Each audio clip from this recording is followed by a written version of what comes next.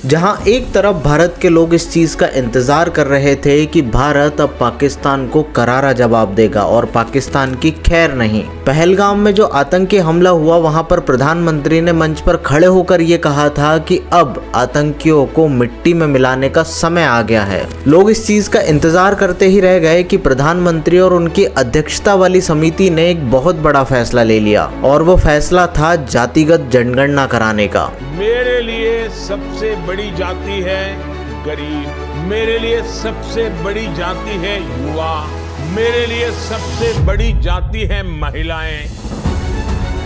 देश की सरकार और उससे जुड़े हुए बड़े बड़े मुख्यमंत्री आज तक ये कहते हुए नजर आए थे कि कोई जाति के नाम पर बांट रहा है, कोई धर्म के नाम पर बांट रहा है और अभी तक जातिगत जनगणना बिल्कुल नहीं होनी चाहिए। कोई जाति के नाम पे बांट रहा है। हमारे लिए पूरे भारत के सभी अंचल को साथ में लेके चलने की जो भारतीय जनता पार्टी की अवधारणा है, मैं उसमें विश्वास। मेरे लिए सबसे बड़ी जाति है गरीब। आखिर ऐसा क्या हुआ जो सरकार ने एकदम से यू टर्न ले लिया और जातिगत जनगणना कराने के लिए राजी हो गई? और इसी के साथ जातिगत जनगणना क्या है और इसका क्या इतिहास रहा है और क्या कभी पहले जातिगत जनगणना हुई है, और इन्हीं सारी चीजों को हम इस वीडियो में जानने की कोशिश करेंगे। तो चलिए इस वीडियो को शुरू करते हैं। देखिए, जातिगत जनगणना एक ऐसी प्रक्रिया है जिसमें देश की आबादी को उनकी जाति के आधार पर बांटा जाता है। भारत में हर 10 साल में एक जनगणना होती है जिसमें आयु, शिक्षा, लिंग और रोजगार के बारे में पूछा जाता था और 1951 के बाद सामाजिक एकता को बढ़ाने के लिए इसी जनगणना में से जाति वर्ड को हटा दिया गया था।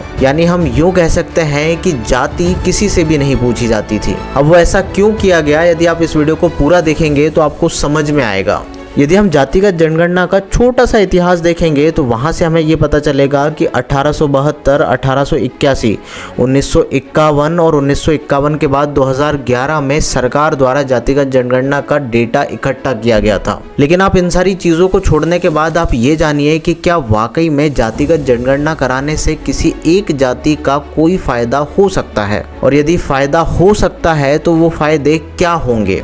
देखिए, जातिगत जनगणना के अपने अलग एक फ़ायदे हैं और कुछ नुकसान भी हैं, तो उसके फ़ायदे के बारे में हम जानने की कोशिश करते हैं। देखिए, जातिगत जनगणना कराने से सामाजिक न्याय और समावेशी विकास यानी सभी लोगों के विकास में ये एक बहुत ही क्रांतिकारी कदम हो सकता है। उदाहरण के लिए आप इस चीज़ को समझने की कोशिश कीजिएगा कि यदि सरकार के पास विशेष प्रकार की जातिगत जनगणना का डेटा होगा तो उस डेटा से हम ये चीज़ समझ पाएंगे कि शिक्षा, रोजगार और स्वास्थ्य के क्षेत्र में कौन कौन सी जातियाँ पिछड़ी हैं। अब बहुत सारे लोगों के मन में एक सवाल आ रहा होगा कि क्यों सरकार सिर्फ जाति के बारे में पूछती है, वो आर्थिक स्थिति के बारे में क्यों नहीं पूछती। देखिए, जब आप कुछ चीज़ों का इतिहास उठाकर देखोगे तो आपको ये चीज़ समझ में आएगी कि कुछ जातियां और कुछ विशेष प्रकार के लोग वाकई में पिछड़े हुए थे।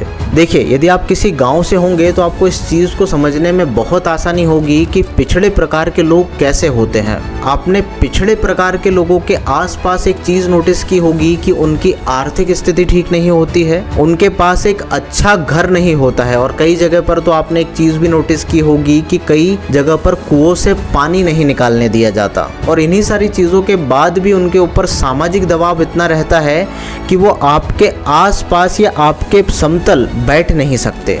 और सरकार और जो जातिगत जनगणना का सपोर्ट कर रहे थे उनका ये मानना है कि यदि इस प्रकार के लोगों को सही ढंग से शिक्षा, रोजगार और स्वास्थ्य की चीजें दी जाएं तो इन्हीं सारे लोगों का समावेशी विकास हो सकता है। आप यूं कह सकते हैं कि ये गरीबी स्तर से उठकर ऊपर आ सकते हैं। लेकिन कई बार सरकार और सत्ता में रहने वाले लोग जातिगत जनगणना का दुरुपयोग करते हैं। जाति के आधार पर लोगों को बांटते हैं, वोट बैंक बनाते हैं और लोगों से वोट खींचने की कोशिश करते हैं। अलग अलग जातियों से मिलकर कई प्रकार के संगठन बन जाते हैं। संगठन के साथ साथ अपने जातिगत संगठन को बढ़ावा देने के लिए समाज में तनाव भी बढ़ सकता है और जातिगत जनगणना के ये कुछ नुकसान भी हो सकते हैं। देखिए, सरकार अब एकदम से जातिगत जनगणना क्यों करवाना चाहती है, इसके 2-3 कारण हो सकते हैं, जिसमें से पहला है कि पहलगाम में जो हमला हुआ उसकी चीज़ें बहुत ज़्यादा वायरल चल रही थी कि सरकार ने अभी तक कोई एक्शन क्यों नहीं लिया। लोग ये चाहते थे कि भारत अब सीधे पाकिस्तान पर हमला कर दे और वहाँ पर छुपे हुए आतंकियों को मार गिराए।